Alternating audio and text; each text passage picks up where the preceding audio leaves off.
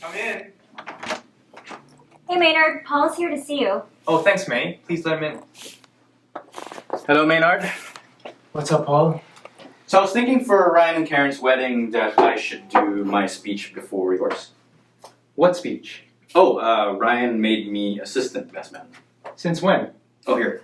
Look at Ryan's text to me.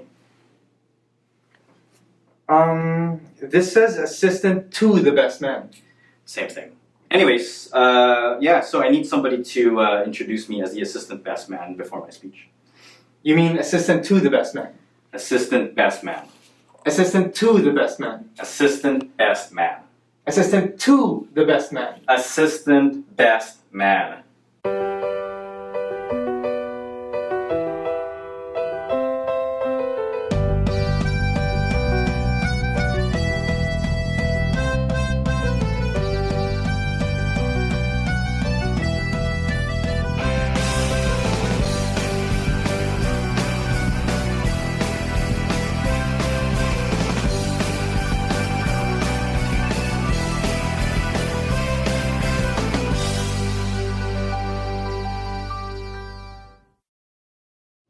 People actually think that I'm upset that Maynard was selected over me as best man.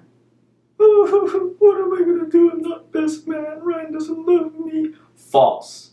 Assistant best man is clearly the most important job in a wedding, second only to catering.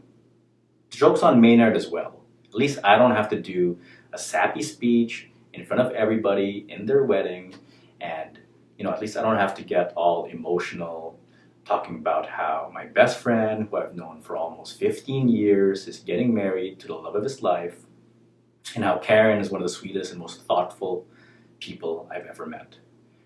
And just how happy I am for the two of them. It just kind of sucks that, I'm not able to talk about embarrassing stories about Ryan that even Karyn doesn't know about. I wonder. Do you guys know if Ryan and Karyn have an MC for their wedding yet? Do I have to talk about Ryan and Karyn in front of the camera? I'm already doing a speech in person. To be honest, I was a little surprised that Maynard got selected as best man. He's not even Ryan's favorite brother. If I were able to make it to Ryan and Karyn's wedding, I would tell them that I'm very happy for them.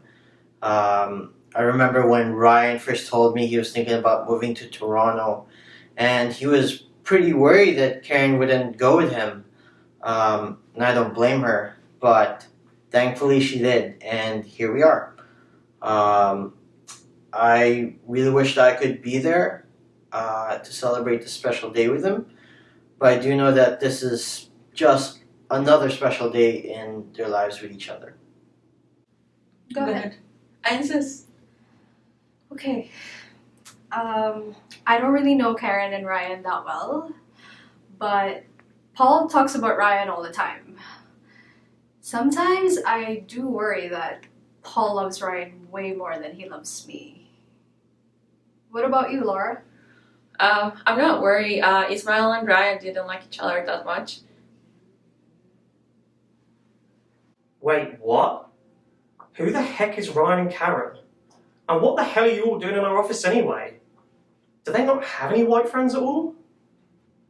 From what I've seen of happy, lifelong, successful marriages is that it's not about you, but it's about the person that you're with. And I feel like Karyn has been amazing at that. She's very empathetic, very thoughtful, very motherly towards her friends and loved ones, especially Ryan. So it's a given that they are going to have a lifelong, happy, and successful marriage. Congratulations to the happy couple. So I've known Ryan Chan for about a decade now. And for the decade that I've known him, I've always considered him to be the most indecisive person I know. For example, I remember this one particular incident about a dark green jacket from Zara. So Ryan spent about an hour in that store trying the jacket on, taking it off again, and then trying it back on again, which led us to proceed to walk around the mall for another hour as he loudly debated whether he should or shouldn't buy the jacket, asking me every 5 seconds, May, should I buy it? Should I buy it? which then led me to just make the decision for him to buy the jacket, mainly because I wanted him to shut up. Which of course led to him texting me the next day, May, should I return the jacket? But despite this indecisiveness, there was always one thing that Ryan was sure about, and that was that his life would not be complete until Karyn was a part of it.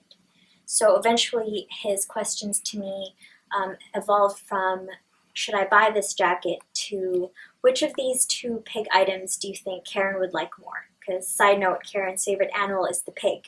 So he asked me, should I buy this thing with pigs on it or this really cute stuffed pig?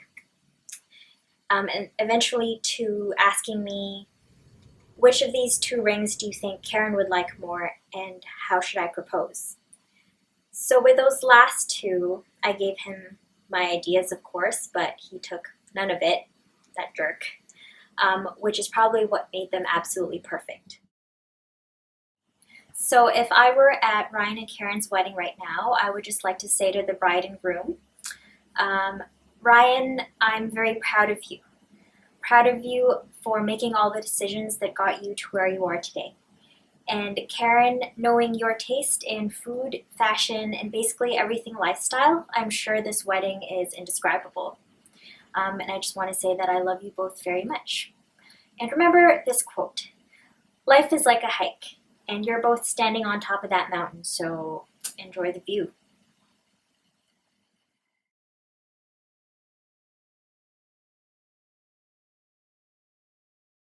Yeah, for sure. It's disappointing to not be there with Ryan and Karyn at their wedding.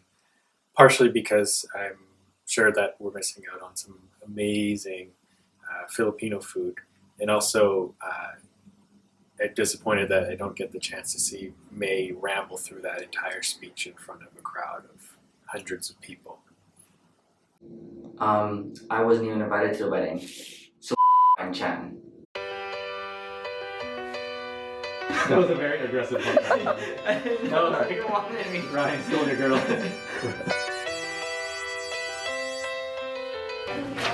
Wait, what?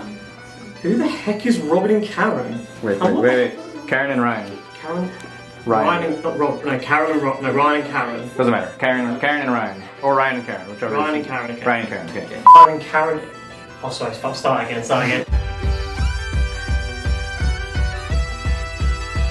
I just came here to castle. Whenever you are... Okay, now you moved up again, so I have to...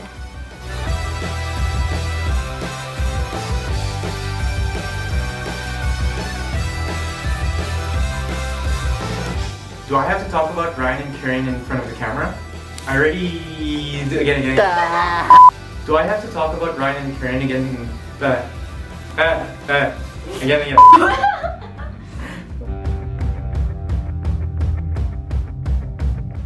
I mean... What are you doing? What do you mean, I mean? What the heck? That was good. That's a fantastic line, Miko. May, so how are you doing today? That was a good act. You had one line, bro. One line. That's a fantastic line, Miko.